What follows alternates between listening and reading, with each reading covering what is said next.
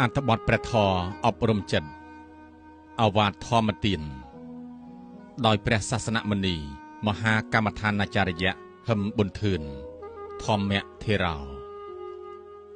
អវាទទី138ព្រះពុទ្ធបានទូនមានដល់ពួកសាមណៈឲ្យអាស្រ័យចិញ្ចឹមជីវិតដោយបិណ្ឌបាត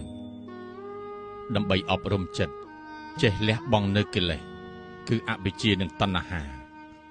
បដូរមកជាប់និស័យជាមួយរសនៃសច្ចធម៌រក្សាចិត្តឲ្យស្គាល់ប្រមាណក្នុងភោជនគឺមានស្មារតីបរិភោគអាហារដោយបញ្ញាពិចារណាដូចនេះបរិភោគមិនដើម្បីលេងសើចដូចអ្នកស្រុកក៏ទេមិនដើម្បីស្រវឹងជាប់រសឆ្ងាញ់ជាប់ចិត្តក៏ទេមិនដើម្បីប្រដាប់តាក់តែងរាងកាយក៏ទេមិនដើម្បីឲ្យផូរផង់សម្បុរកាយក៏ទេដើម្បីឲ្យតាំងនៅនៃកាយនេះដើម្បីញ៉ាំងជីវិតឥន្ទ្រីឲ្យប្រព្រឹត្តទៅស្រួលដើម្បីបំបត្តិបងនៅសេចក្តីទុក្ខលំបាកដើម្បីនឹងអនុគ្រោះ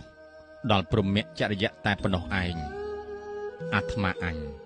ខាត់បងនៅវេទនាចាស់ផងនឹងមិនឲ្យវេទនាថ្មីកើតឡើងផងជាពិសេសដើម្បីសិក្សាចម្រើនប្រតិបត្តិសិលសមាធិបញ្ញា